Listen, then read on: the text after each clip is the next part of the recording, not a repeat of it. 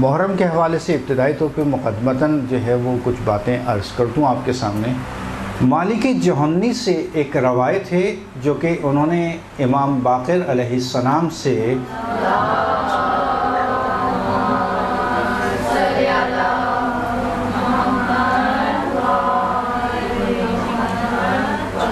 حدیث نقل کی ہے۔ امام فرماتے ہیں جو کوئی عاشور کے دن کنارے قبر حسین موجود ہو اور ان پر گریہ کرے تو اللہ کی طرف سے میں ضمانت لیتا ہوں کہ اس کو 1000 حج 1000 حج 1000 عمرہ اور وہ بھی رسالت مآب کے ساتھ اور 1000 جہاد کرنا رسول کے ساتھ کا ثواب عطا کرے گا۔ یعنی امام باقر علیہ السلام جو کوئی عاشور کے دن امام حسین کی قبر کے کنارے یعنی ساتھ میں ہو اور وہاں پر موجود ہونے کے بعد وہ گریہ کرے تو کتنا ثواب کرے؟ میں ضمانت لیتا ہوں، اللہ تعالیٰ کی طرف سے ضمانت لے رہے ہیں کہ اس کو 1000 حج 1000 عمرہ اور 1000 جہاد رسول کے ساتھ کرنے کا ثواب عطا ہوگا۔ صحابی نے سوال کیا، یبن رسول اللہ میں آپ پر قربان جاؤں، یبن رسول اللہ میں آپ پر قربان جاؤں کہ وہ لوگ جو دور رہتے ہیں کربلا نہیں آ سکتے ان کے لیے کیا ہے؟ تو مولا نے جواب دیا کہ وہ یا بیابان میں چلے جائیں یا اپنی گھروں کی چھتوں پر چلے جائیں اور وہیں سے دور سے کربلا کی طرف اشارہ کرتے ہوئے سلام کریں حسین پر اور دشمنان اور قاتلین پر لعنت بھیجیں، اور اپنے گھر میں دیکھیں یہ اہم ہے کہ چونکہ ہمارے یہاں ایک طریقہ رائج ہے کہ ہم اپنے گھروں پہ مجالس برپا کرتے ہیں تو عموماً لوگوں کے ذہن میں سوال آتا ہے کہ گھر پہ مجلس کرنے کا کیا ضرورت ہے؟ ہم امام بارگاہ میں کر لیتے ہیں، ہم کہیں اور کر لیتے ہیں۔ نہیں، گھر پہ مجلس کرنے کی اہمیت یہاں بتائی جا رہی ہے کیا کہ وہ دور سے ہی حسین پر سلام کریں اور دشمنان و قاتلین پر لعنت کریں اور اپنے گھروں میں ہمارا مرثیہ پڑھیں اور ہمارا ماتم برپا کریں اور سب مل کر مصیبت حسین پر گریہ و زاری کریں تو میں خدا کی طرف سے ان کے لیے ضمانت لیتا ہوں، یعنی ضامن بن رہے ہیں امام کہ میں خدا کی طرف سے ان کے لیے ضمانت لیتا ہوں کہ یہ تمام ثواب ان کو ملے گا۔ کون سا ثواب؟ 1000 حج 1000 عمرہ اور 1000 جہاد کا۔ صحابی نے فوراً کہا مولا یہ تمام ثواب فقط اس عمل پر؟ تعجب کے ساتھ بولا، اس کو تعجب پر ہوتا ہے اتنا ثواب؟ امام علیہ السلام نے جواب دیا، اے جوہنی نہ فقط یہ ثواب بلکہ تمام انبیاء و اولیاء و مرسلین نے جو مصیبتیں راہ خدا میں اٹھائی ہیں ان کے تمام ان مصیبتوں کے اٹھانے کا جو ثواب ہے وہ بھی ان کو عطا ہوگا۔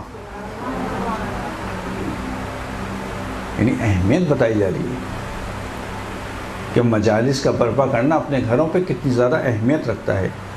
اس کا ایڈریس کامل الزیارات میں ابن قولیہ نے صفحہ 174 پر یہ روایت بیان کی ہے۔ کامل الزیارات، کتاب کامل الزیارات ابن قولیہ صفحہ 174۔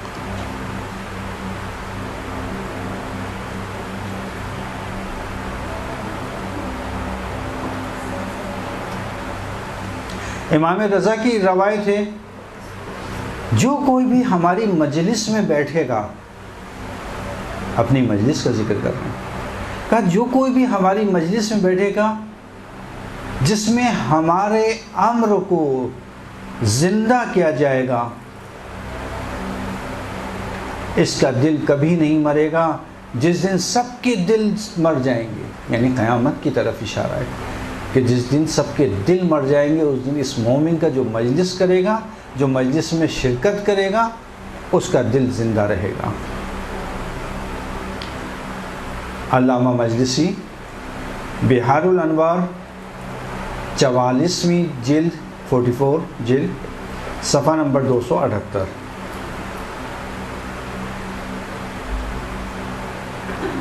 رسالت مآب صلی اللہ علیہ وآلہ وسلم سے روایت ہے کہ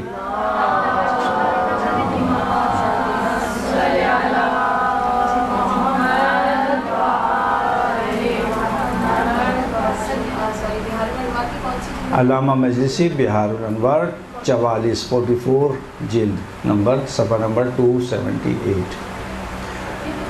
رسالت مآب فرماتے ہیں رحمت خدا ہو ہماری مجلس اور ذکر برپا کرنے والوں پر۔ رسالت مآب فرماتے ہیں رحمت خدا ہو، خدا کی رحمت ہو ان افراد پر کہ جو ہماری مجالس اور ذکر برپا کرتے ہیں، مجلس منعقد کرنے کا ثواب، اور اس میں شرکت کرنے والوں پر جو مجالس میں شرکت کرتے ہیں۔ شیخ مفید اعمالی شیخ مفید صفحہ نمبر 222۔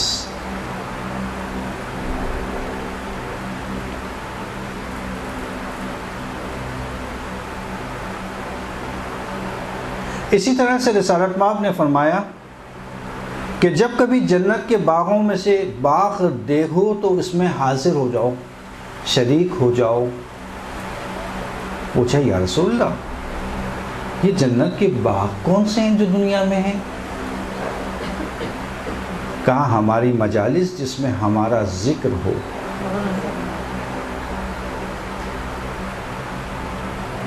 علامہ فہد ہلی ابن فہد ہلی کتاب عدت الداعی صفحہ نمبر 253 253۔ ابن فہد ہلی عدت الداعی کتاب کا نام، عین دال تا چھوٹی، یہ جو تا ہوتی ہے اس طرح سے بنتی ہو تو عدت الداعی، دائی الف لام دال الف عین یہ داعی، عدت الداعی، ابن فہد ہلی صفحہ نمبر 253۔ اسی طرح سے چھٹے امام کی روایت ہے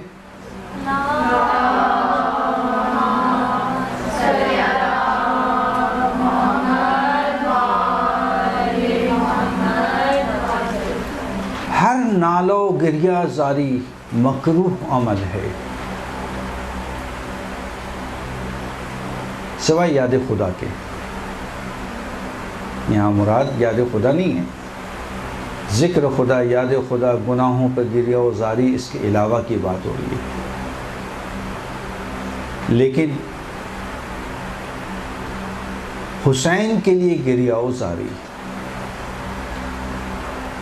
علامہ مجلسی بحار الانوار 45ویں جلد صفحہ نمبر 313۔ علامہ مجلسی بحار الانوار کتاب کا نام، جلد نمبر 45 صفحہ نمبر 313۔ جی، ہر نالو گریہ و زاری مکروہ ہے مگر حسین پر نالہ و گریہ و زاری۔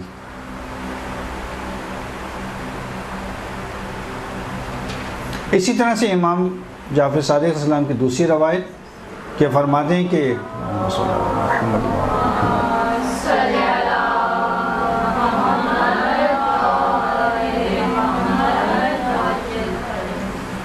حسین کی قبر پر قیامت تک 4000 فرشتے اللہ نے معین کیے ہیں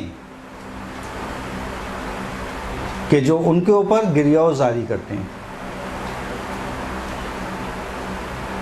کامل الزیارات صفحہ نمبر 19۔ 8ویں امام سے روایت ہے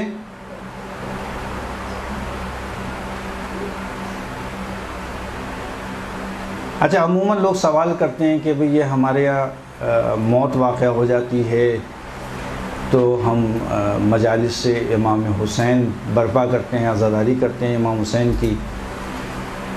اسی حوالے سے یہ روایت بہت اہمیت کی حامل ہے کہ اس روایت کو حتماً یاد کریں کہ 8ویں امام سے اصل میں ہمارے لیے امام معصوم کا قول، فعل اور تقریر تینوں چیزیں حجت ہیں. تینوں چیزیں، فعل جو وہ انجام دیتے ہیں، اور قول جو بیان کیا، اور تقریر یعنی ان کے سامنے کوئی عمل انجام دیا گیا ہو اور وہ خاموش اس عمل کو دیکھتے رہیں. اس کا مطلب کیا ہے کہ جائز ہے عمل.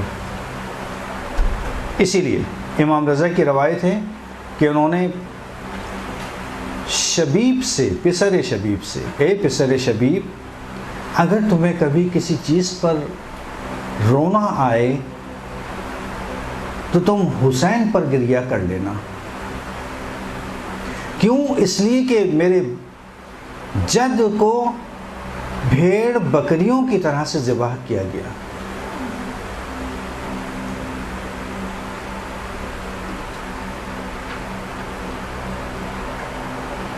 علامہ مجلسی بہار الانوار 44ویں جلد صفحہ نمبر 286.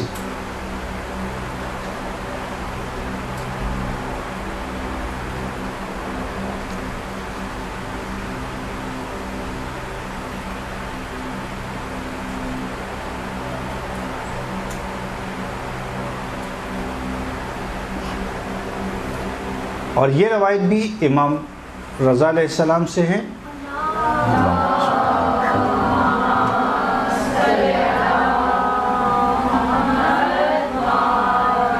کہ امام نے فرمایا رونے والے حسین جیسے پر گریہ کریں.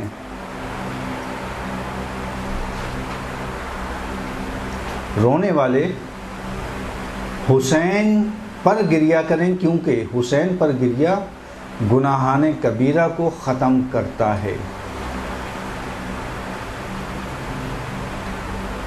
یعنی حسین پر فقط ایک آدمی گریہ کر لے خود اس کے گناہ کی کمی کا باعث بنتے ہیں.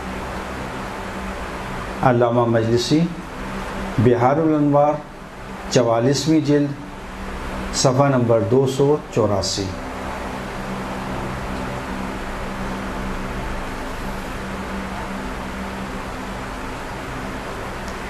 اسی طرح سے 8ویں ہی امام سے روایت ہے کہ اگر حسین پر کسی نے اتنا گریہ کیا کہ تمہارے رخساروں پر حسین کے غم میں گریہ کرنے کے آنسو جاری ہو جائیں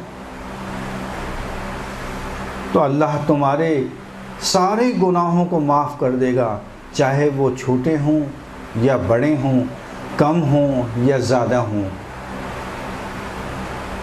یعنی کتنا ثواب ہے حسین کے غم میں گریہ کرنے کا.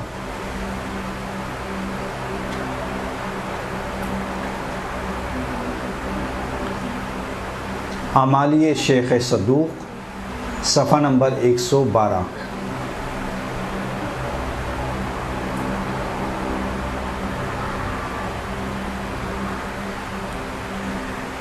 امام جعفر صادق علیہ السلام فرماتے ہیں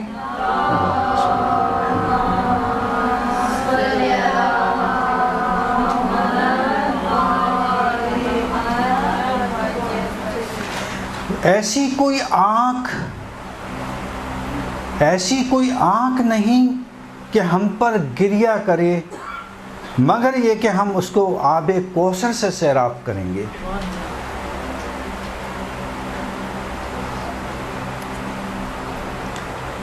جامع الاحادیث جلد نمبر 2 صفحہ نمبر 554 554.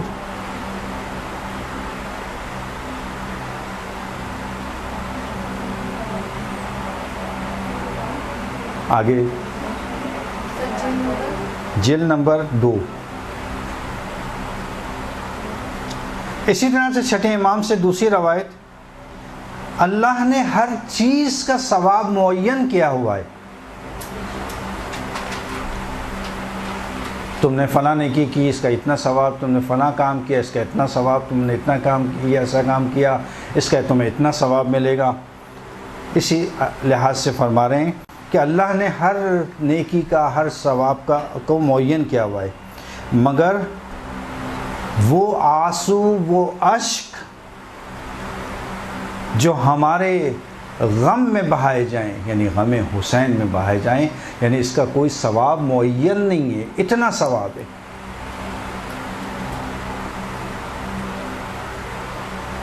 یہ حدیث بھی جامع الاحادیث میں موجود ہے، 12ویں جلد میں موجود ہے، صفحہ نمبر 548۔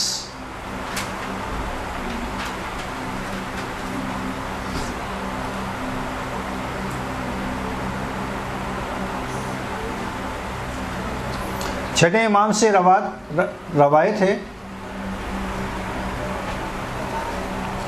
جس کسی نے ہمارے راہ میں گریہ کیا، ہمارے لیے گریہ کیا، اس گریہ کی خاطر کیونکہ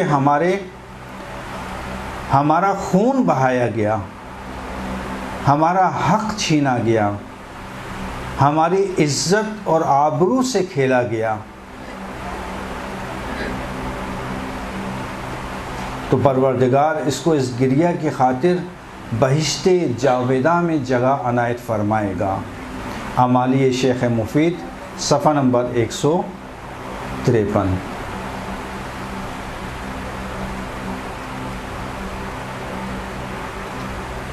آٹھویں امام سے روایت، اگر تم چاہتے ہو کہ جنت کے اعلی درجے پر فائز ہو تو ہمارے غم میں غم زدہ ہو جاؤ، غمگین ہو، اور ہماری خوشی میں خوش۔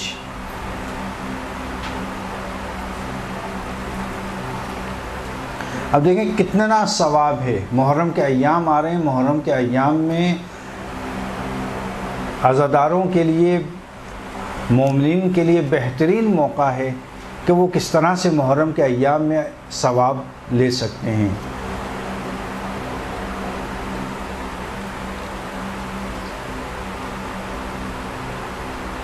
امام جعفر صادق علیہ السلام فرماتے ہیں،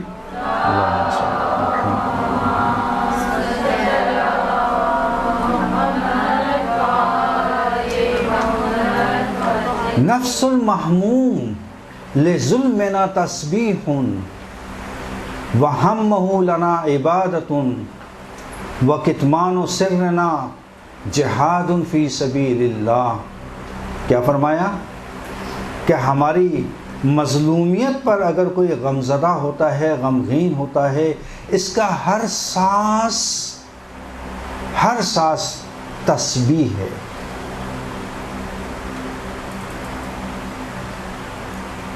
محرم کے ایام آتے ہیں، غم کے ایام میں ہر شخص غمزدہ ہوتا ہے، یعنی اس کا مطلب کہ وہ غم فقط اپنے دل میں جو رکھا ہوا ہے حسین کا،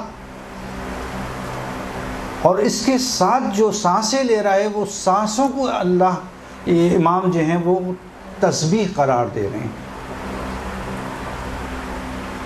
اور ان دنوں میں جو غم زدہ ہوتا ہے اس کا یہ غم میں رہنا عبادت ہے۔ پھر اس کے بعد امام نے ایک تاکیدی جملہ عطا کیا، کیا فرمایا؟ اپنے اصحاب کو فرمایا کہ دیکھو اس حدیث کو سونے کے حروف سے لکھ لو اپنے پاس۔ کوئی معمولی شخص نہیں بیان کر رہا یہ احادیث چھٹے امام نے بیان کی ہیں، جو کہ حجت ہیں ہم پر، کہ تمہارا فقط غمزدہ ہونا یہ تسبیح، تمہاری سانسیں تسبیح کہلائیں گی۔ بہت ساری چیزیں ایسی تھیں جو ہمارے معاشرے میں رائج تھیں کہ جن میں اب کمی آ رہی ہے، اور مسلسل کمی آ رہی ہے، یہ صحیح نہیں ہے۔ عزاداری کے لحاظ سے ہمیں بہت زیادہ حساس رہنا ہے، بہت زیادہ اہمیت دینا ہے، حتیٰ اس عزاداری کو ہمیں منتقل کرنا ہے اپنے آئندہ کی نسلوں میں، تاکہ وہ عزت و احترام قائم رہے، باقی رہے۔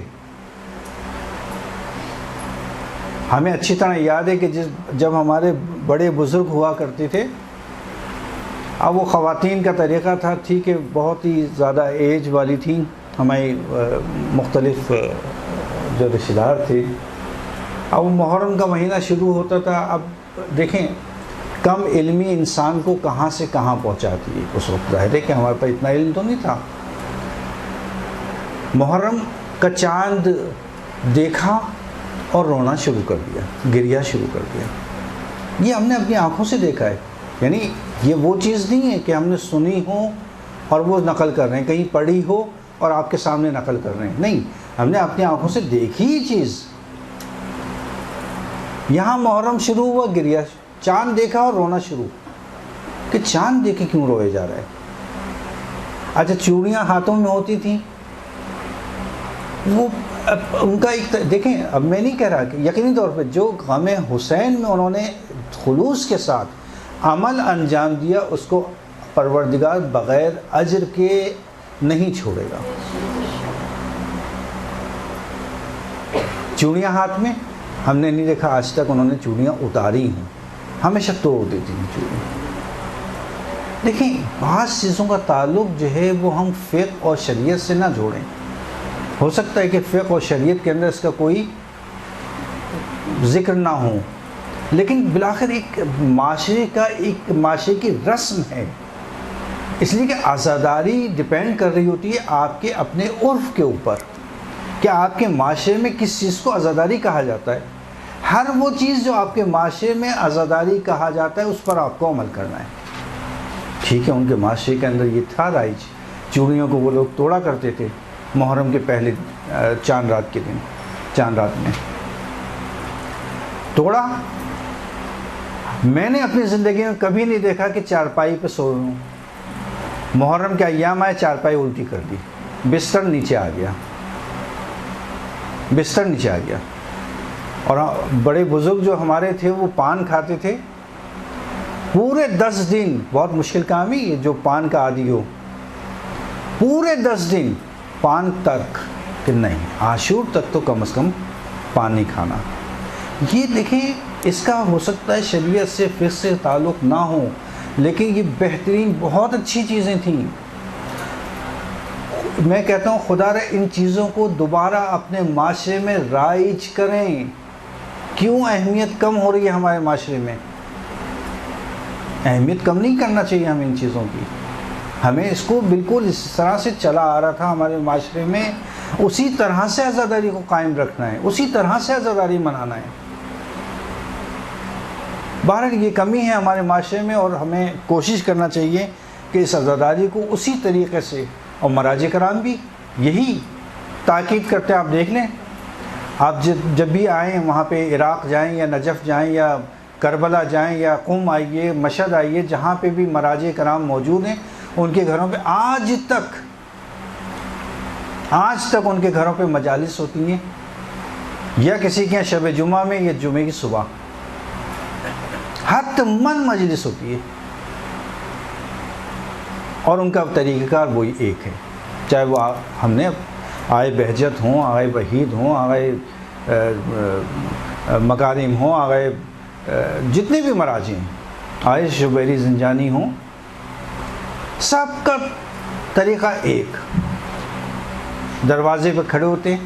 اب ضعیفی کا عالم اس وقت، آئے وحید کی ایج تقریباً 99 کے قریب ہے، آئے وحید کی ایج، اب اس 99 سال کا ایک ضعیف شخص، اچھا ماشاءاللہ سے حافظہ دیکھیں آج بھی درس خارج دے رہے ہیں۔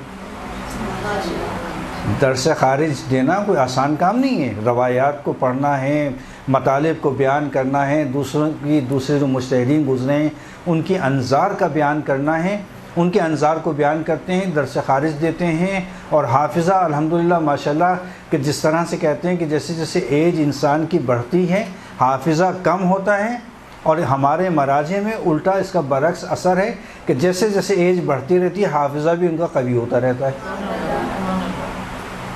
اسی حافظے کے ساتھ درس خارج آج بھی جاری ہے،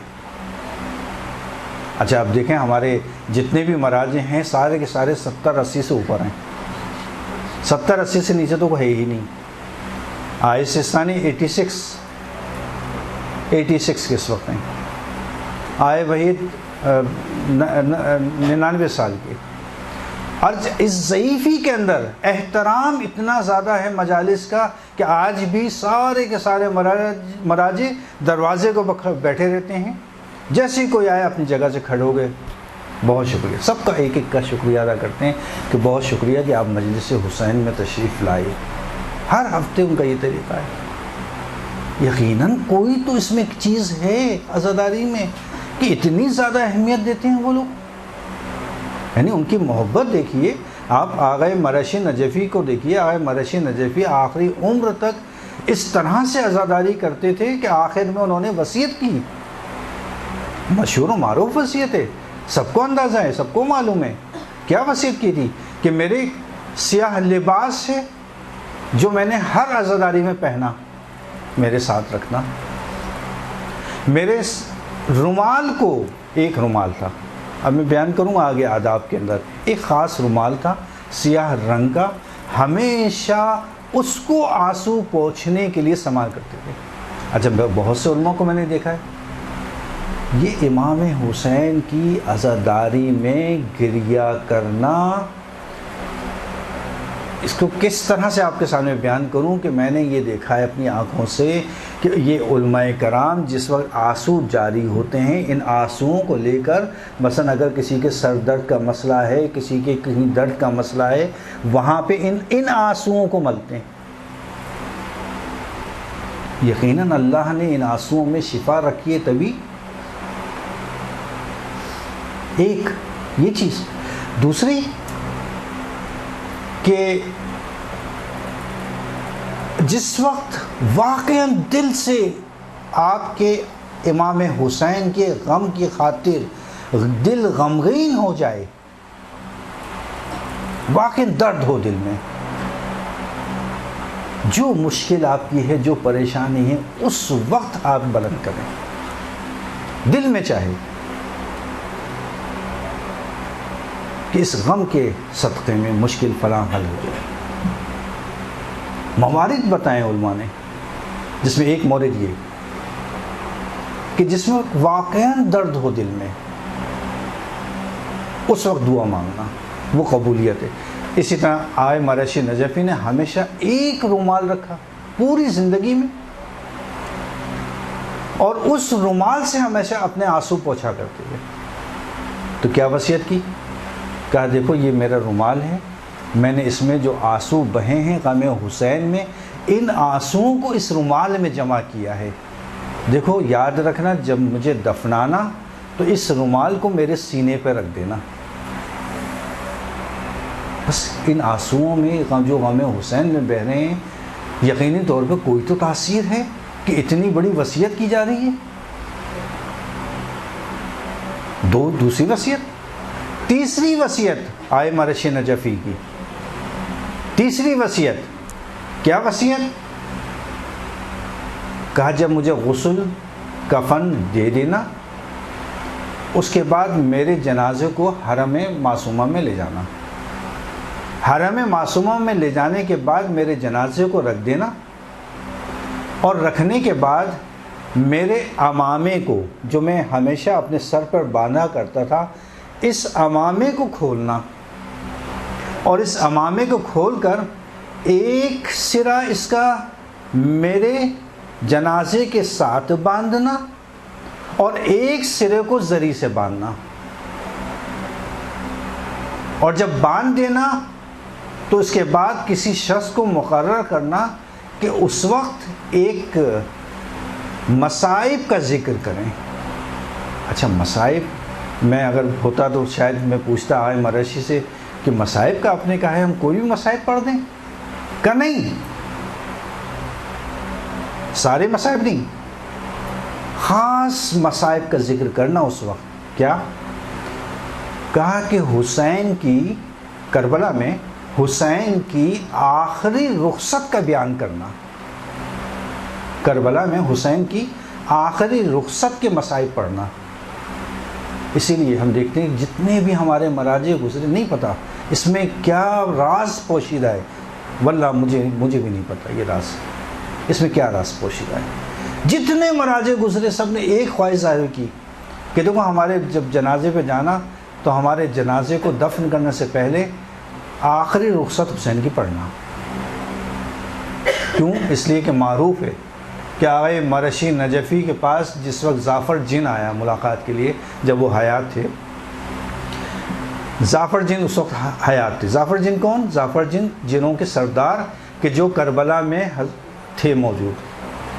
کربلا میں جب جنوں کے سردار آئے تھے، وہ مولا سے کہا تھا کہ مولا ہمیں اجازت دیجیے کہ ہم آپ کے ساتھ دیں، اپنی فوج کو بلائیں، جنات کو بلا لیں۔ مولانا نے منع کر دیا کہ نہیں، یہ میرا امتحان ہے، اس سے مجھے گزرنے دو۔ وہی زعفر جن جب آئے مرشی سے ملاقات ہوئی تو آئے مرشی نے کہا کہ کیا تم مجھے کربلا کے مناظر دکھا سکتے ہو؟ اب یہ عجیب و غریب خواہش کا اظہار کر رہے ہیں آئے مرشی نجفی کہ کیا مجھے تم کربلا کے مناظر دکھا سکتے ہو؟ کہ عجیب، میں بالکل قبلہ دکھا سکتا ہوں۔ کہ اچھا دکھاؤ۔ اس نے یوں کر کے ہاتھ کیا کہ دیکھیے، اب اس پہ کربلا کے مناظر چلنا شروع ہوئے، بالکل ایسے جیسے کہ کوئی اسکرین پہ مناظر وہ چلا رہا ہے۔ آئے مرشی نجفی سارے مناظر انہوں نے دیکھے، سب کی شہادتیں دیکھی جو بیان کیا جاتا ہے، سب کی شہادتیں دیکھی۔ اور جس وقت امام حسین علیہ السلام کی رخصت کا وقت آیا، اس نے ہاتھ کھینچ لیا، کہا تم نے سب کی شہادتیں مجھے یہ آئے مرشی نجفی کہہ رہے ہیں کس سے؟ جعفر جن سے، کہ تم نے ساری شہادتیں مجھے دکھا دیں، لیکن حسین کی آخری رخصت جو میں دیکھنا چاہتا تھا تم نے فوراً ہاتھ نیچے کر لیا۔ کہا نہیں، یہ نہیں دکھا سکتا، میں آپ کو منع کر دیا، یہ نہیں دکھا سکتا۔ اب کیا وجہ ہے کہ نہیں دکھا سکتا؟ ممکن ہے کہ یہ ہو کہ یہ انتہائی سخت ہے فاطمہ زہرا کے لیے، کہ شاید اس لیے نہیں دکھا سکتا میں، اور شاید ہو سکتا ہے یہی وجہ ہو کہ ہمارے جتنے بھی علماء کرام، جتنے بزرگان ہیں کہ جن کا انتقال ہوتا ہے، سب کے سب ایک خواہش کرتے ہیں کہ ہمارے جنازے پر یا ہماری قبر پر کھڑے ہو کر کسی کو مقرر کرنا کہ وہ آخری رخصت امام حسین پڑھے۔ اب یہ راز وہ لوگ جانیں کہ کیا راز ہے اس میں۔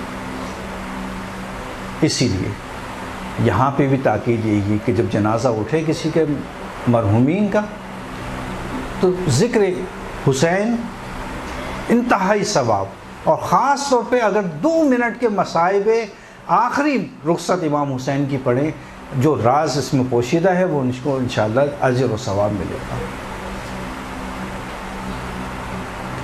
بہرحال آپ کے وقت ہے آرام کا، آپ لوگ تھوڑا سا ریسٹ کر لیجئے، اس کے بعد انشاءاللہ دوسرے حصے میں انشاءاللہ کوشش کریں گے کہ آج اس کو ہم کمپلیٹ کر دیں۔ کچھ آداب ہیں، کچھ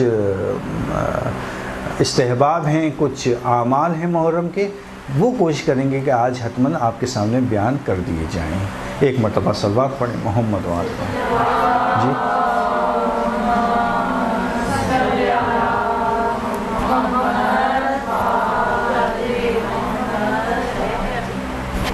رسالہ مآب صلی اللہ علیہ وآلہ وسلم سے ایک روایت ہے کہ جب حضرت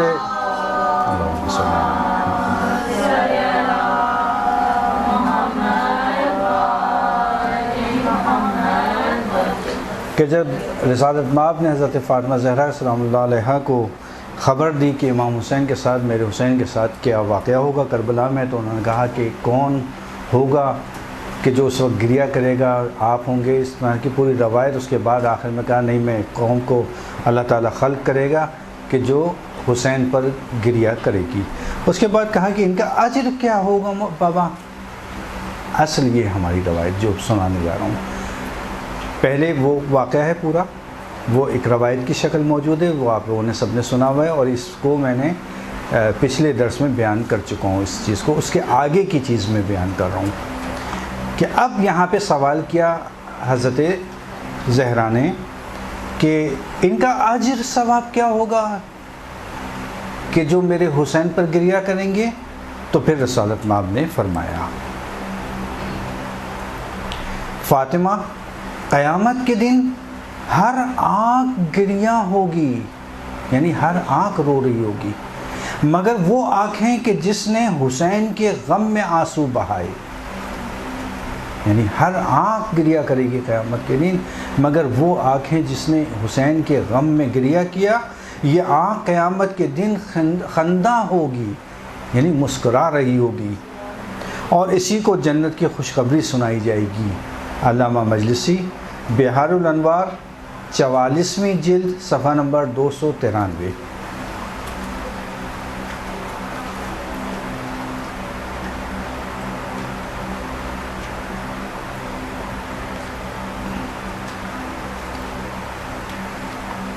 امام سجاد علیہ السلام سے روایت ہے کہ ہر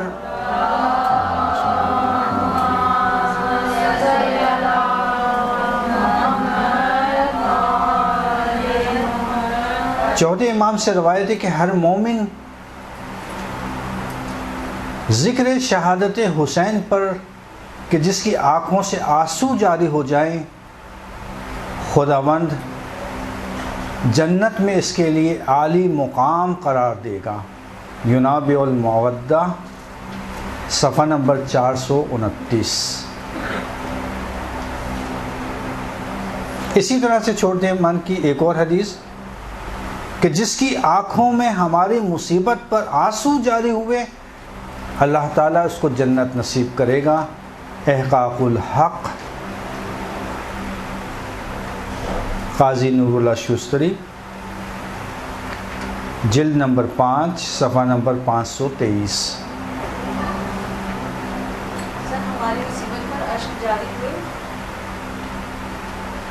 جس کی آنکھوں سے ہماری مصیبت پر آنسو جاری ہوئے، اللہ اس کو جنت نصیب کرے گا۔ احقاق الحق جلد نمبر 5 صفحہ 523۔ اسی طرح سے خود امام حسین علیہ السلام فرما رہے ہیں، کیا خود حسین فرما رہے ہیں کس کے لیے؟ اپنے لیے۔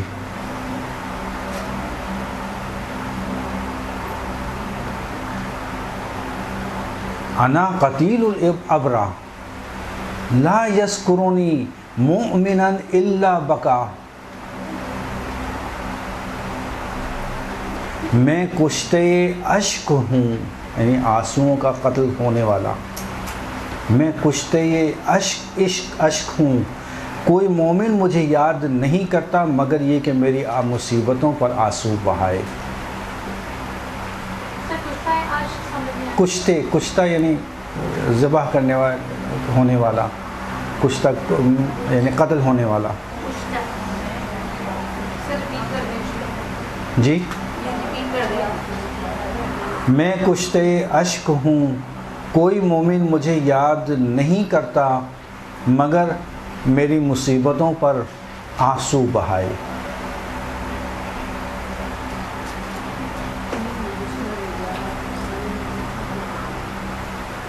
چھٹے امام کی روایت،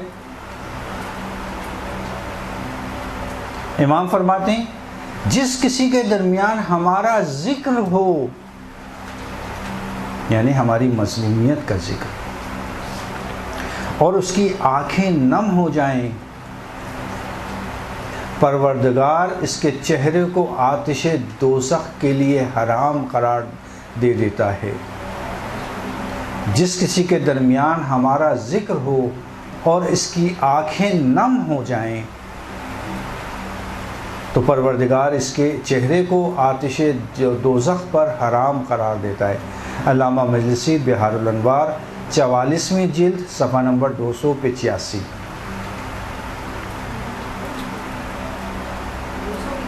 جی، پانچویں امام کی روایت ہے،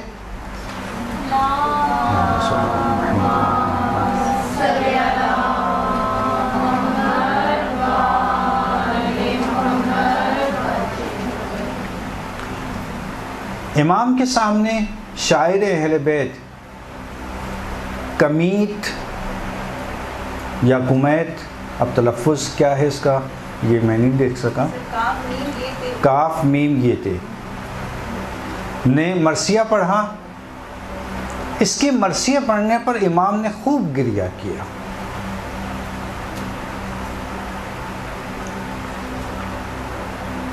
امام نے خوب گریہ کیا اور اس کے بعد اپنے سر کو بلند کیا، یعنی سر کو اٹھایا اور فرمایا کوئی ایسا مومن نہیں جو ہماری یاد منائے یا اس کے سامنے ہمارا ذکر ہو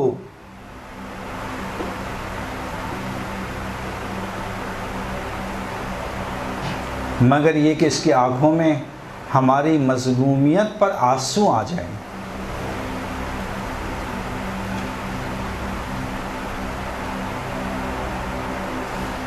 اللہ تعالیٰ ایسے شخص کو جنت میں محل دے گا اور اس پر آتش جہنم کو حرام قرار دے گا. الغدیر علامہ امینی. اور اس پر آتش جہنم کو حرام قرار دے گا، یعنی اس کے لیے آتش جہنم حرام ہوگی. علامہ امینی کتاب الغدیر جلد نمبر 2 صفحہ 202 جلد نمبر 2 صفحہ نمبر 202.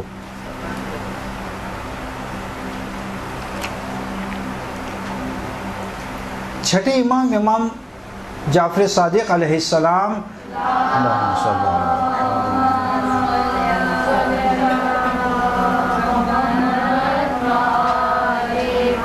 عزاداروں کے لیے خاص طور پہ ایک دعا فرما رہے ہیں. کیا دعا فرما رہے ہیں؟ امام کے سامنے ایک عزادار آیا. امام نے اس کو دیکھا اور فرمایا اللہ تمہارے اشکوں پر رحمت نازل فرما، آگاہ رہو، یاد رکھو کہ تمہارا شمار ہمارے ہمدردوں اور غم گساروں میں سے ہے، اور ہر وہ شخص جو ہماری خوشی میں خوش اور ہمارے غموں میں غمزدہ ہوتا ہے، یاد رکھو تم ان میں سے ایک ہو کہ جس کی موت کے وقت ہمارے اجداد اس کے سرہانے آئیں گے. بس اس کا مطلب چھٹے امام کے سامنے ایک عزادار آیا. اس عزادار کو دیکھ کر امام جعفر صادق علیہ السلام نے اس کو دعا دی. کس طرح سے؟ اللہ تمہارے اشکوں پر رحمت فرما،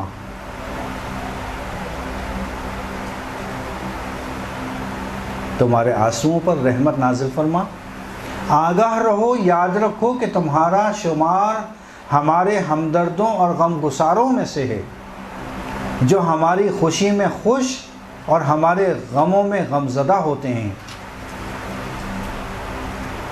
یاد رکھو کہ تم انہی میں سے ہو کہ جس کی موت کے وقت ہمارے آباء و اجداد اس کے سرہانے آتے ہیں، یعنی جو حسین کے غم میں عزاداری مناتا ہے، مجالس برپا کرتا ہے، ان میں شرکت کرتا ہے، ان کے اوپر آنسو بہاتا ہے، ان کا ماتم و گریہ و زاری کرتا ہے، اس کے سرہانے موت کے وقت کیا ہوگا؟ ائمہ تشریف لائیں گے.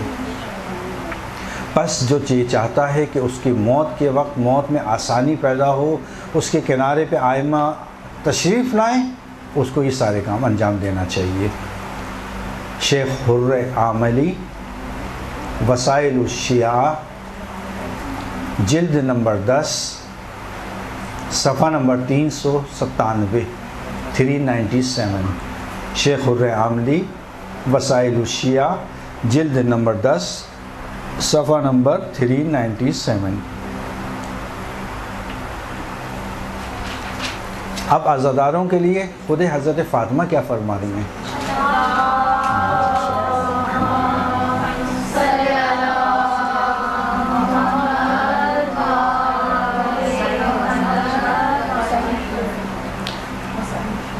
حضرت زہرا فرما رہی جب تمام وہ لوگ، اب غور سے سنیے گا کیا عظمت ہے عزادار کی، کہ تمام وہ لوگ کہ جنہوں نے حسین پر گریہ کیا ہو، تمام وہ لوگ کہ جنہوں نے حسین پر گریہ کیا ہو وہ جنت میں داخل ہو جائیں گے، پھر اس کے بعد میں جنت میں داخل ہوں گی۔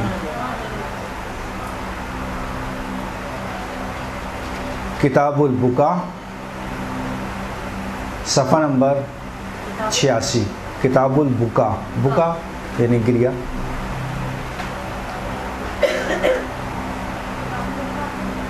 کتاب البکا صفحہ نمبر 86۔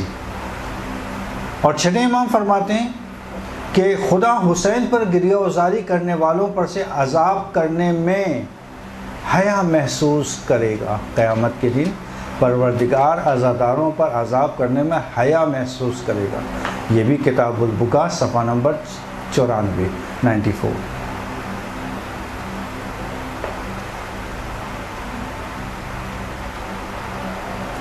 چھٹے امام کی روایت، میرے جد حسین ہمیشہ اپنے زوار اور ان کے اوپر گریہ کرنے والوں اور مجلس عذاب برپا کرنے والوں پر نظر رحمت رکھتے ہیں، یعنی ہر وقت نظر رحمت رکھتے ہیں۔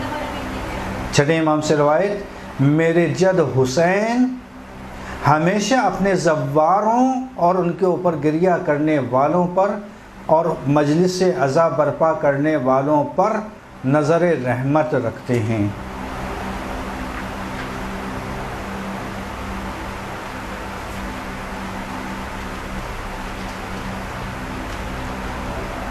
کتاب اکثیر العبادات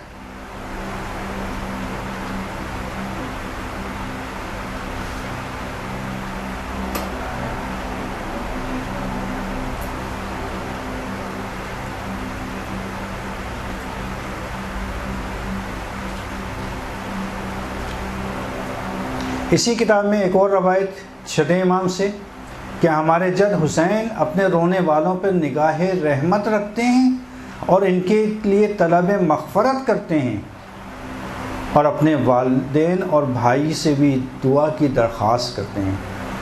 کتاب اکثیر العبادات۔ چھٹے امام سے روایت ہے، ہمارے جد حسین اپنے رونے والوں پر نگاہ رحمت رکھتے ہیں اور ان کے لیے طلب مغفرت کرتے ہیں۔ کتنی بڑی اہمیت کی بات ہے کہ انسان اگر حسین کے غم میں غمزدہ ہو اور ان پر گریہ کرے تو حسین اس کی مغفرت کو طلب کرتے ہیں، اور فقط وہ خود نہیں طلب کرتے بلکہ اپنے والدین اور اپنے بھائی سے یعنی امام حسن سے درخواست کرتے ہیں کہ اس کے لیے جس نے مجھ پر گریہ کیا ہے اس کے لیے طلب مغفرت کرو۔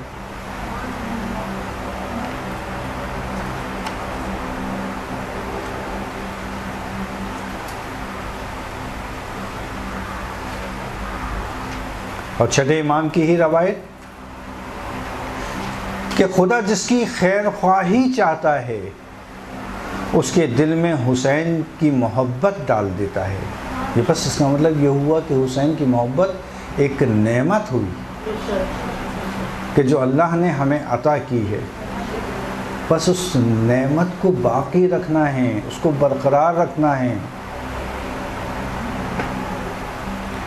خدا جس کی خیر خواہی چاہتا ہے اس کے دل میں حسین کی محبت ڈال دیتا ہے، اور جس کی خیر خواہی نہیں چاہتا اس کے دل میں حسین کا بغض ڈال دیتا ہے۔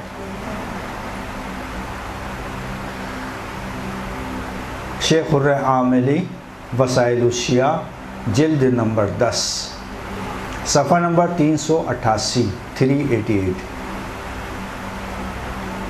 اسی طرح سے یہی حدیث بہار الانوار میں علامہ مجلسی بہار الانوار اور کی 98 جلد صفحہ نمبر 76 76۔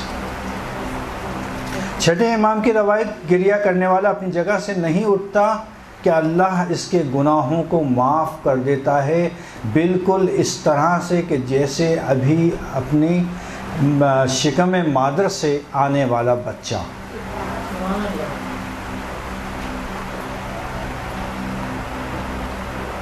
کتاب الاکسیر۔ اچھا، چونکہ ہمارے پاس وقت کی کمی ہے، ورنہ اس میں کچھ ہم نے روایتیں جمع کی تھیں کہ ائمہ نے جن کو موقع ملا انہوں نے کس طرح سے عزاداری انجام دی، اس کو ہم پھر انشاءاللہ کبھی بیان کر دیں گے، چونکہ وقت پھر ہمارا۔ جی، کتابوں کا ایڈریس آپ مختلف ہیں، وہ تو آپ نہیں کر سکتے ہیں، بہار ہے، مختلف کتابیں جو ائمہ نے مختصر جو ہے وہ جس طرح سے عزاداری کی۔ اگر آخر میں ٹائم ملا، چونکہ اہم موضوع ہمارا نکل جائے گا، وہ ہمیں اعمال بتانے ہیں اور آداب، وہ اس کو ہم پہلے بیان کر دیتے ہیں، اگر ٹائم بچا تو پھر ہم اس کو بیان کر دیں گے دوبارہ۔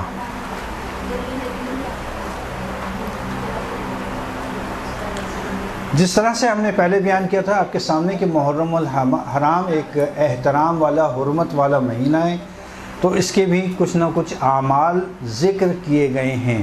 سب سے بڑا عمل جو اس مہینے میں وہ سب کو معلوم ہے، اور وہ ہے عزاداری۔ یہ خود ایک عبادت ہے، اور حتیٰ اس مہینے میں اگر کوئی شخص سیاہ لباس، کالا لباس پہنتا ہے تو مراجع کرام کے نزدیک اس کا استحباب، بعض کے نزدیک استحباب ثابت ہے، مستحب ہے، اور بلکہ جو مجتہدین استحباب کے قائل نہیں ہیں، حد اقل راجح ضرور کہتے ہیں کہ دین کو مطلوب، اللہ کو مطلوب عمل، راجح کہتے ہیں ایک ایسا مطلوب عمل کہ جس کو پسند کی نگاہ سے دیکھا گیا، اس کو کہتے ہیں راجح۔ چونکہ منت میں بھی ایک مسئلہ یہ آتا ہے کہ منت اس چیز کی، اس عمل کی مانی جاتی ہے کہ جو راجح عمل ہو۔ راجح کیسے کہتے ہیں؟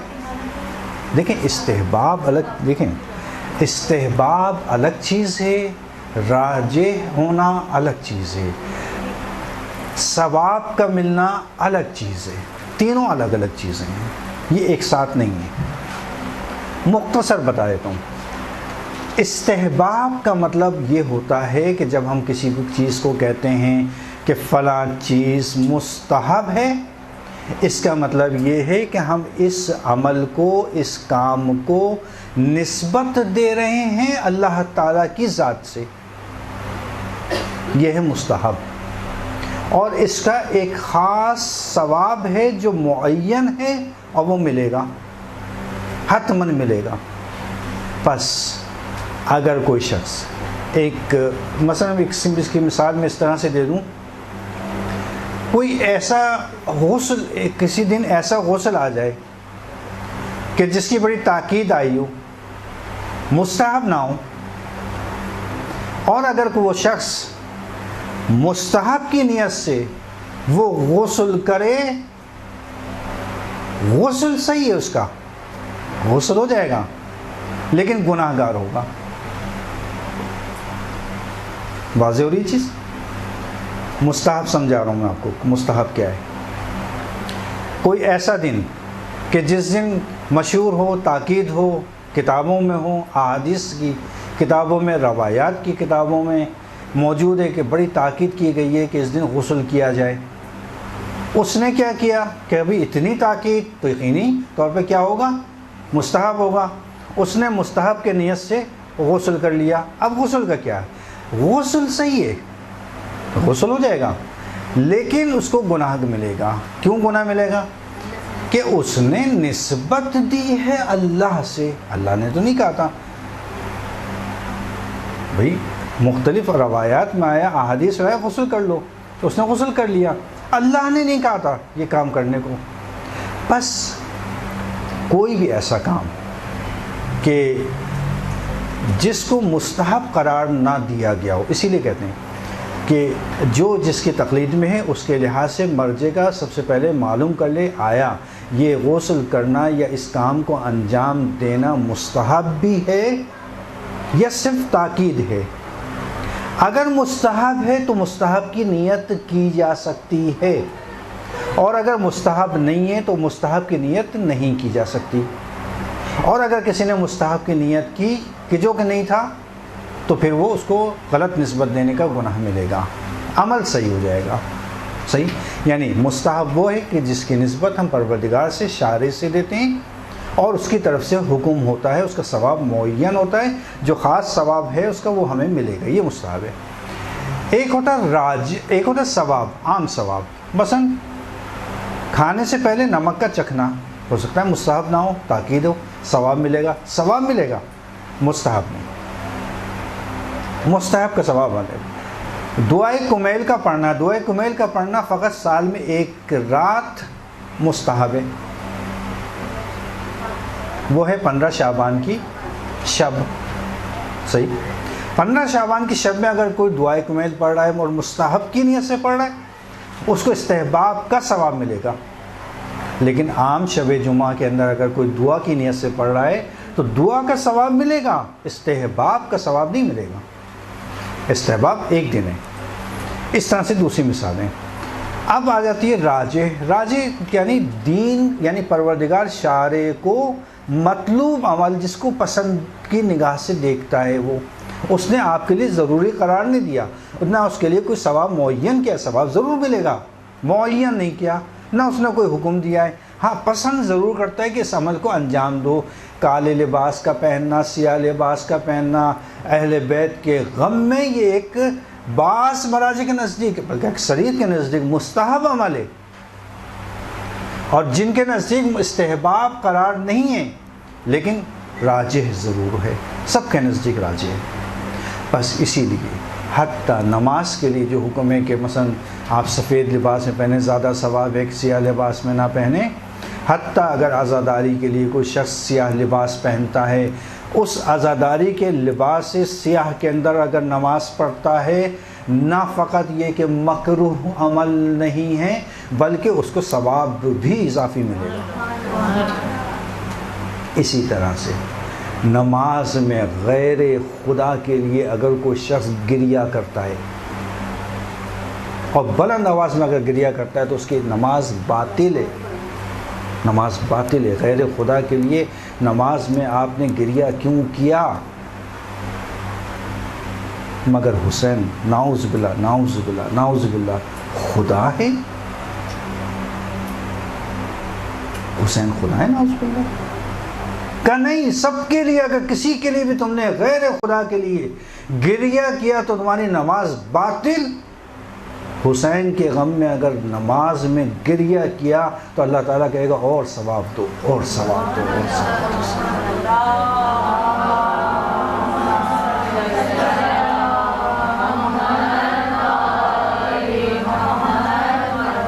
یہ ہے حسین کی عظمت. ایسے ہی تو نہیں رسول سجدے میں پڑے رہے، حسین کندھے پہ بیٹھ گئے، جب تک دل چاہا بیٹھے رہے، کہتے سبحان اللہ سبحان اللہ سبحان اللہ سبحان، جب تک خود نہیں اٹھ گئے. یہ حسین کی منزلت. تو کہا کہ دیکھو غیر خدا کے لیے نماز میں رو گے، نماز تمہاری قبول نہیں ہے، ختم، باطل، بیکار. کہا حسین کے غم میں رو گے تمہیں ثواب بھی ملے گا، بالکل جائز، بلکہ ثواب. کتنی عظمت ہے حسین کی. تو یہ محرم میں سیاہ لباس، حسین کے لیے گریہ، ہر وقت روزانہ مجلس کریں، روزانہ اپنے گھر میں مجلس کریں. ابھی گھروں کی کتنی تاکید ہے روایت میں. گھروں میں بھائی قبلہ آپ گھروں میں مجلسوں کا کہہ رہے ہیں، اتنا مشکل کام کیسے انتظام کریں گے؟ ابھی جو آپ کے ذہنوں میں تصورات ہیں نا ایک مجلس کے، اس کو ختم کر دیجئے. جو آپ نے اپنے تصورات ذہنوں میں بٹھائے ہوئے ہیں کہ مجلس ہو ہی نہیں سکتی جب تک میں لوگوں کو نہ بلاؤں، جب تک میں فرش ازا لازم بچھائیں، اپنے گھر میں بچھائیں، اپنے گھر والوں کو بٹھائیں، اپنے بچوں کو بٹھائیں. دو بچوں کو سامنے ایک مرتبہ ایک روایت ذکر مصائب حسین بیان کرنے مجلس سے. یہ مجلس ہے روزانہ. کتنے ہی علماء گزرے ایسے کہ جو پورے سال کبھی ایسا نہیں ہوا کہ جنہوں نے اپنے گھر میں مجلس منعقد نہ کی ہو. کبھی کیسے کرتے تھے مجلس؟ کچھ نہیں، اپنے ہی گھر والوں کو بٹھایا اور 2 جملے مصائب کے پڑھے، ایک مرتبہ السلام علیکم یا ابا عبداللہ کہا اور مجلس ہو گئی ختم. کیا یہ ایک چھوٹا سا عمل ہم نہیں انجام دے سکتے اپنے ہی گھروں میں؟ کیوں ہم اپنے ہاتھوں سے اس ثواب کو جانے دیں؟ ایام اذان نزدیک ہیں، کچھ دن رہ گئے ہیں. اس کو بٹھا لیں اپنے ذہنوں میں. روزانہ ہم اپنے گھر میں مجلس کریں گے، حسین پہ گریہ کریں گے، اور پھر جو اس کی رحمتیں برکتیں ان وہ روایتوں کو میں نے پچھلے درس میں بیان کیا کتنی رحمتیں. اسی لیے اس محرم کے حوالے سے کچھ اعمال ذکر کیے گئے ہیں، ان اعمال کو آج بیان کرنا ہے.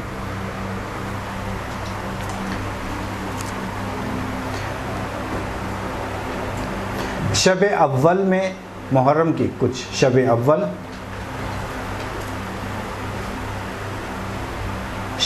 یعنی شب اول محرم، چاند رات.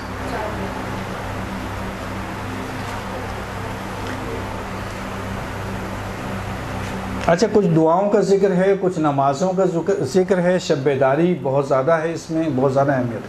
شب بیداری کرنا اور قرآن کی کثرت کے ساتھ تلاوت کرنا یہ بیان کیا گیا ہے، اور یہ دعائیں جو ہیں مفاتیح میں ذکر ہیں. چونکہ ہمارے پاس وقت کی بہت زیادہ کمی ہو رہی ہے، اس لیے جو ہے وہ آپ مفاتیح سے دیکھ سکتے ہیں. پہلی محرم کو روزہ رکھنا،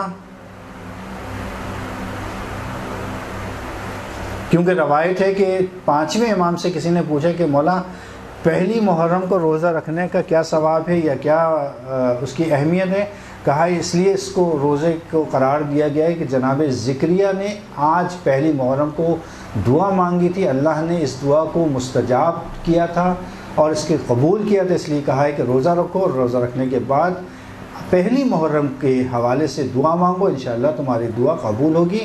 اور یہ روایت وسائل الشیعہ کی 7ویں جلد میں اور پہلی حدیث ہے، وہاں موجود ہے. اسی طرح سے تیسری محرم کو روزہ تمام مراجع کے نزدیک تقریباً مستحب ہیں، اور بعض جو روایات آئی ہیں اس میں جو ہے وہ حضرت یوسف کے حوالے سے ہے کہ تیسری محرم کو حضرت یوسف جو ہے وہ بعض روایات میں کنویں سے باہر آئے تھے، اور بعض روایت میں ہے کہ زندانی جو کیا گیا تھا ان کو آزادی ملی تھی اس دن. دعا قبول کی حدیث موجود ہے رسالت مآب سے کہ اس دن دعا قبول ہوتی ہے، روزہ رکھ کر دعا مانگو تیسرے دن. اور اسی طرح سے 7ویں محرم کو روزہ رکھنا، یہ اس کی بہت زیادہ تاکید ہے اور بہت مستحب قرار دیا گیا ہے.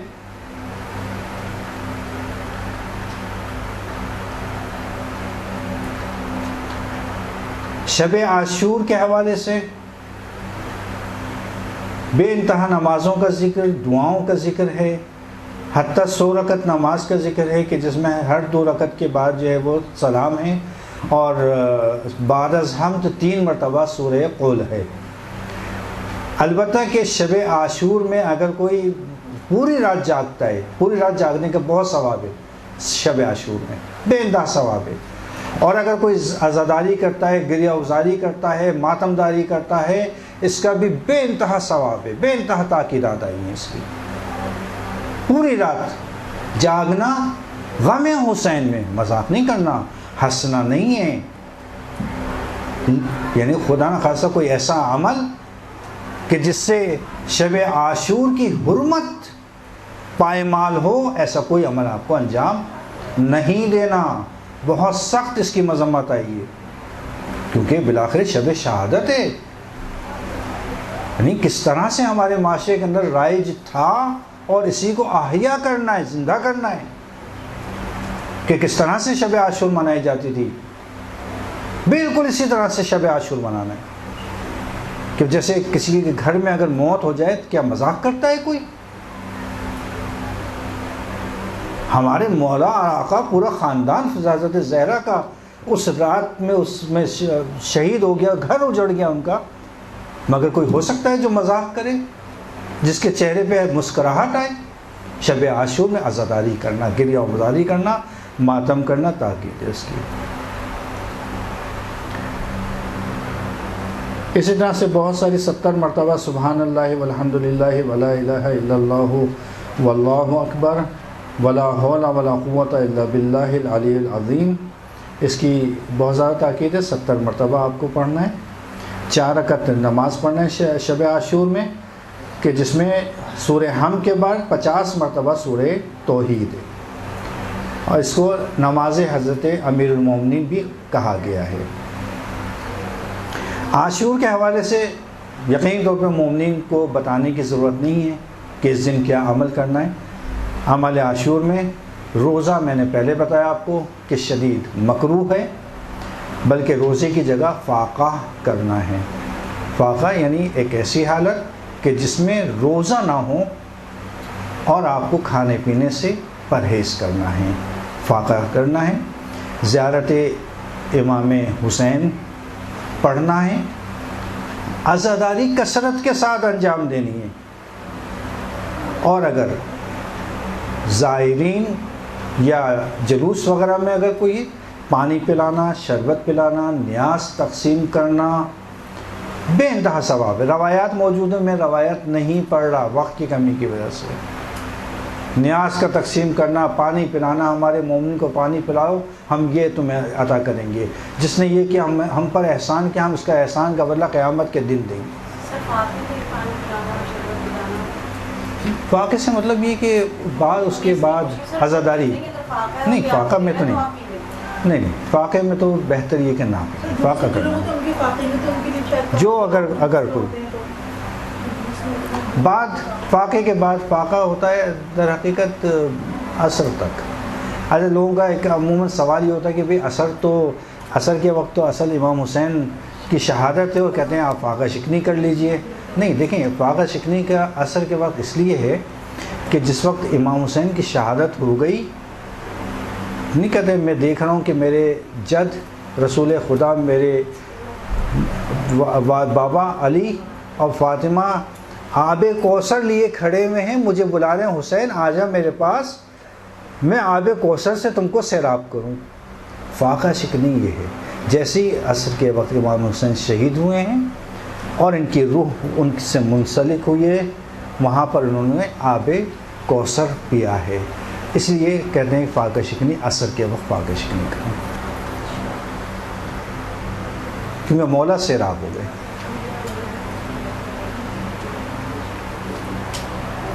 ایک 1000 مرتبہ اللہم لعن قتلۃ الحسین و اصحابہ. اور فاقہ شکنی کے لیے جو ہمارے پاس 1000 مرتبہ سورہ توحید کی تلاوت عاشور کے دن، 1000 مرتبہ سورہ توحید کی تلاوت. اور اسی طرح سے فاقہ شکنی کے لیے جو ہے وہ جو ہمارے پاس تاکید آئی ہے وہ آئی ہے کہ اگر کوئی شخص فاقہ شکنی کرے تو بہتر یہ ہے کہ تربت امام حسین سے فاقہ شکنی کرے. تھوڑی سی تربت خاک شفا، تھوڑی سی خاک شفا لے کر پہلے رکھے زبان پر، اس کے بعد پھر کوئی چیز کھائے. یعنی فاقہ شکنی بھی تربت حسین علیہ السلام سے.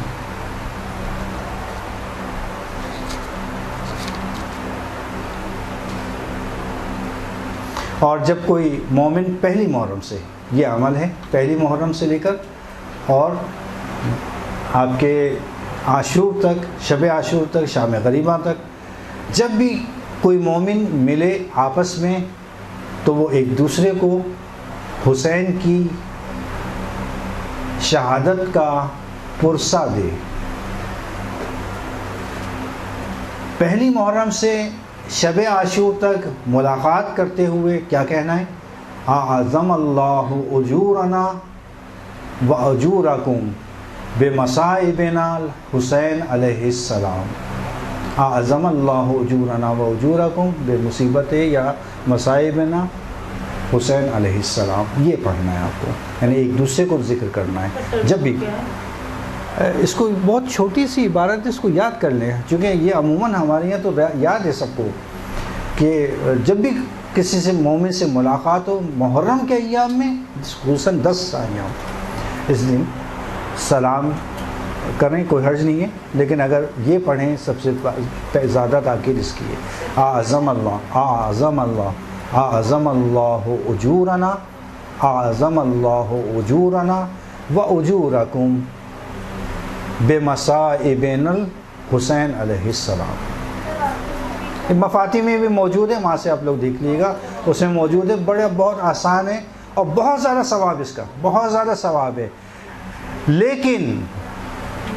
لیکن عاشور، شب عاشور اور عاشور کا دن، اس دن بھی یہ پڑھ سکتے ہیں، کوئی حرج نہیں، اس دن بھی یہ پڑھ سکتے ہیں، لیکن اس کے ساتھ ایک اور روایات میں احادیث میں تاکید کی ہے۔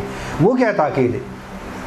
وہ تاکید یہ کی گئی ہے روایات میں، احادیث میں، کہ شب عاشور سے لے کر شام غریباں تک یہ خاص عمل ہے کہ جب دو مومن آپس میں ملیں تو گلے ملیں، گلے مل کر گریہ کریں اور ایک دوسرے کو حسین کی مصیبت کا پرسہ دینا، بہت زیادہ تاکید، یعنی ایسا انداز اپنانا ہے کہ جیسے آج ہمارا باپ مر گیا ہے، بالآخر حسین حسین حسین کہتے ہیں نا کہ کیا ہے وہ شعر کہ حسین نہیں، اسلام زندہ ہوتا ہے، نہیں پہلا شعر پڑھیں،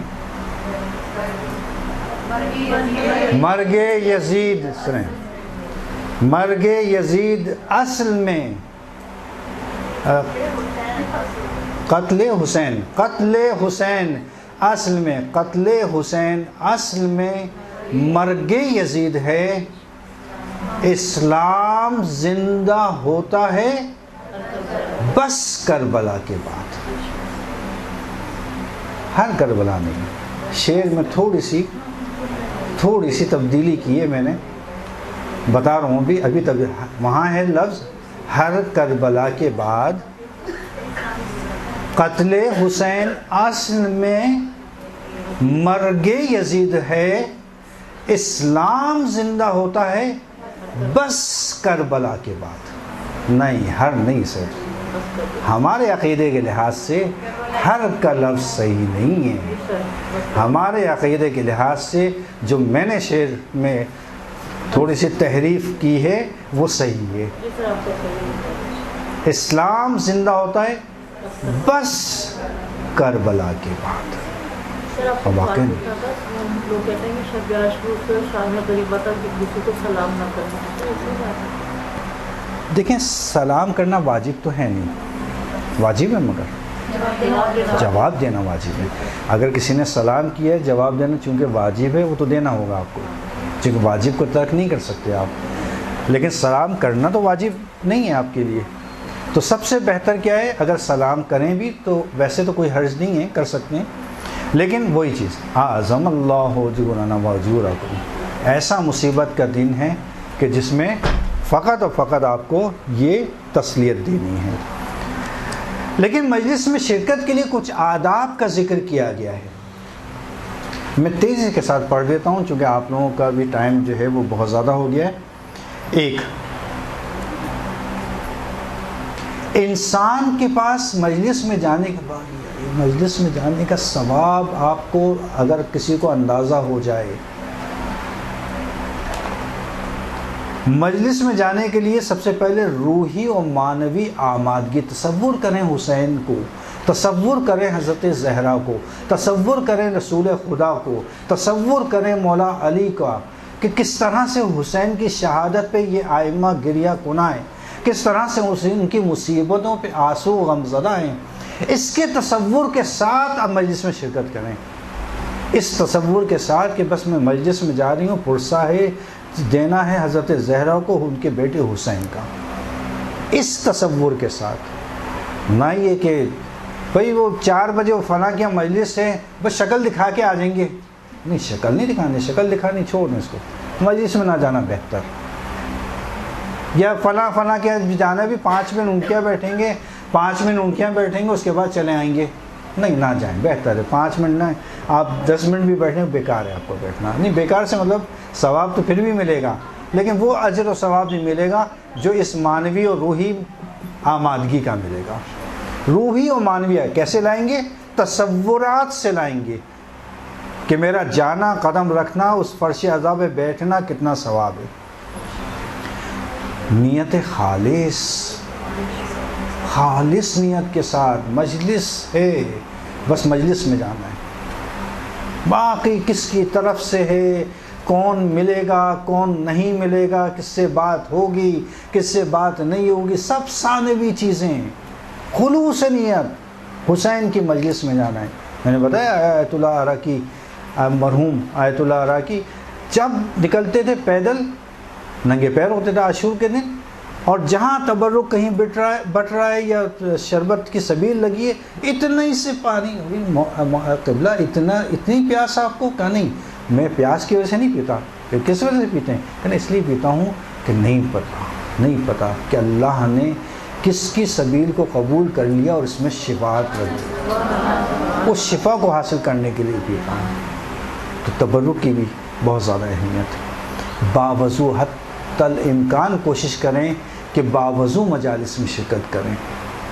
اسی طرح سے مجلس عزا کی مناسبت سے لباس زیب تن کریں، اور مجلس میں شرکت کا ثواب میں امام زمانہ کو اور اپنے مرحومین کو ہرگز فراموش نہ کریں۔ یہ معمولی نہ سمجھیں کہ مجلس میں شرکت کا ثواب کوئی معمولی چیز ہے، اس میں شریک کر لیں اپنے ثواب کے اندر۔ یہ آج میں نے مجلس میں جو شرکت کی ہے اس کے ثواب میں میرے مرحومین بھی شامل اور میرے مولا آقا امام زمانہ بھی شامل۔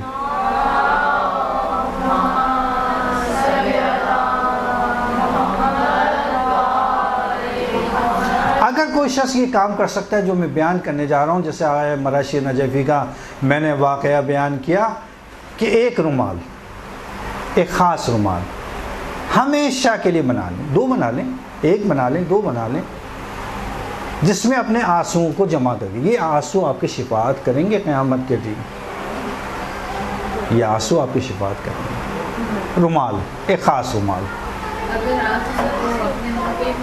منہ پہ ملنے، بہت اچھی بات۔ میں نے کہا شفا کے لیے علماء کو دیکھا میں نے کہ ان آنسوؤں کو ملتے ہیں، ان آنسوؤں کو نہیں ملتے، لیکن ٹائم نہیں ہے ہمارے پاس۔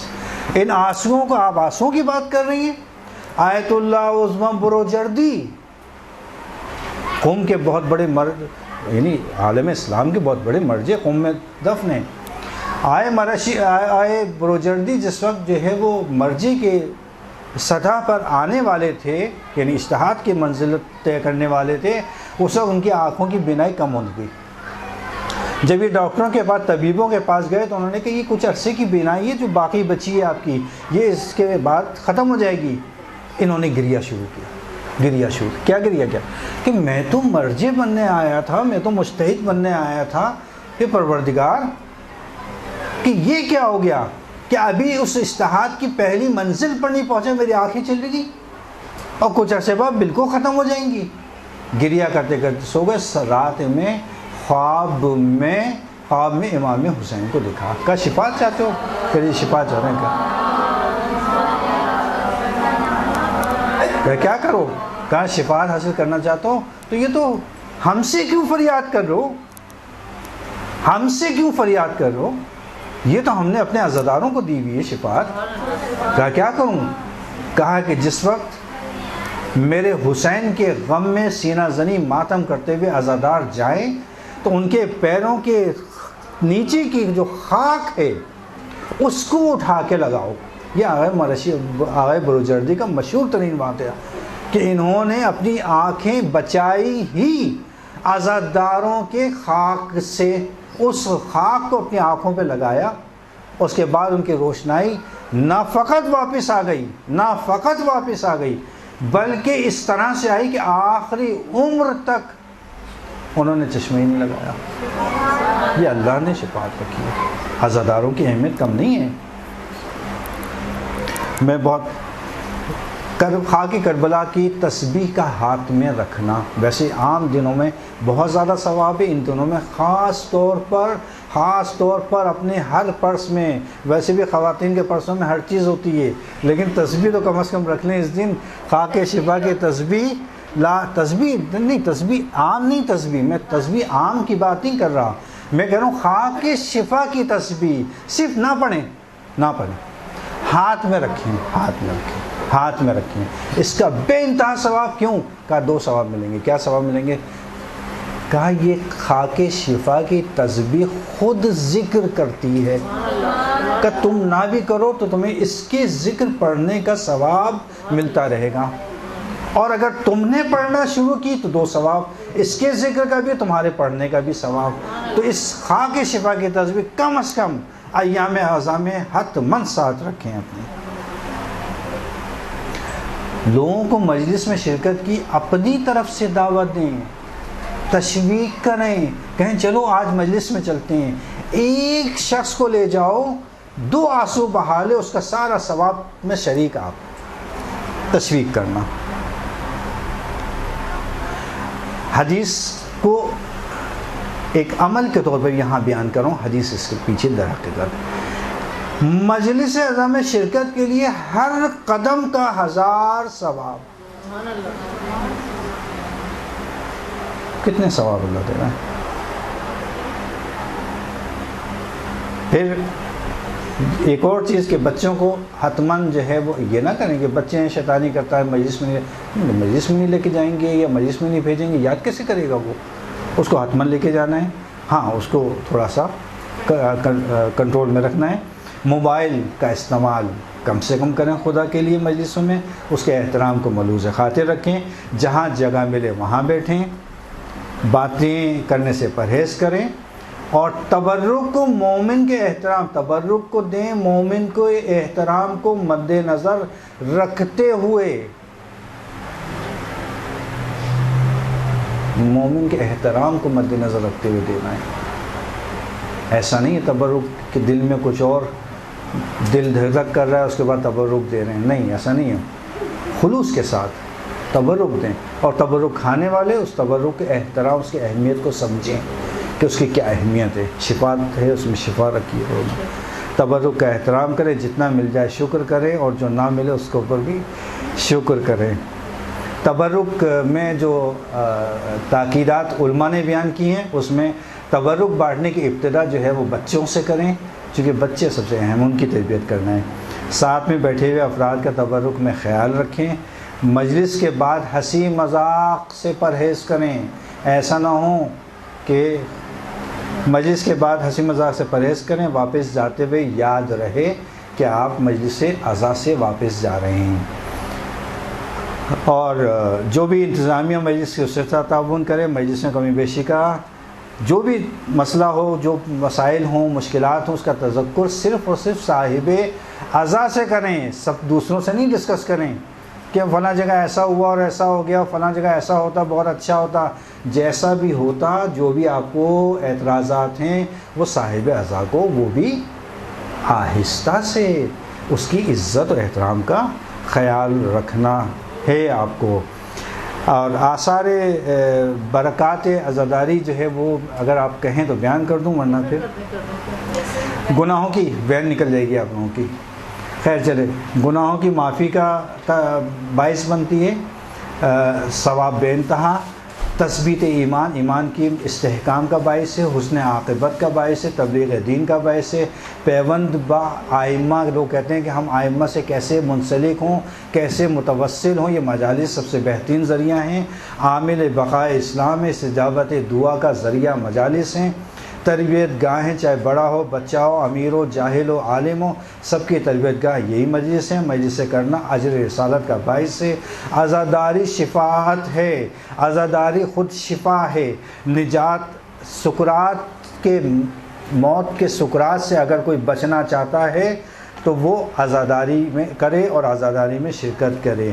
اچھا، یہ ساری چیزیں احادیث بھی ہیں کہ ہمارے جد آئیں گے اور سب اس کے پیچھے ہیں۔ خیر، بہت ساری چیزیں ایسی تھیں جو ہم نے شارٹ کر دیں وقت کی بنا پر، انشاءاللہ کہ اللہ تعالی ہم کو توفیق دے کہ ہم جس طرح سے ان کی خواہش ہے ائمہ کی کہ ہم عزاداری کو برپا کریں، اسی طرح سے انشاءاللہ توفیق دیں کہ ہم اس عزاداری کو برپا کریں انشاءاللہ، اور ہماری عزاداری کو، ہمارے مرثیوں کو، ہمارے گریے و ماتم کو اللہ تعالیٰ قبول کریں۔ اور آخر میں فقط ایک درخواست کہ جیسا کہ میں نے آپ کو بتایا کہ عزاداری وہ مقام ہے کہ جو دعاؤں کی قبولیت کا ذریعہ ہے مجالس، صحیح، اس لیے آپ لوگوں سے خصوصی کو درخواست کہ اس بندے حقیر، اس بندے ناچیز کو جب کبھی اگر یاد آ جائے کسی موقع پر تو ایک مرتبہ دعا ضرور کیجیے گا، اپنی دعاؤں میں یاد رکھیے گا انشاءاللہ کہ اس عزاداری کے صدقے میں کہ جو آپ کی اپنی دعائیں ہیں وہ بھی پوری کرے، اور جو ہماری دعائیں ہیں اس کو بھی اللہ تعالیٰ پوری کرے انشاءاللہ۔ محتاجی برحمتك يا أرحم الراحمين، وصلى الله على محمد وآله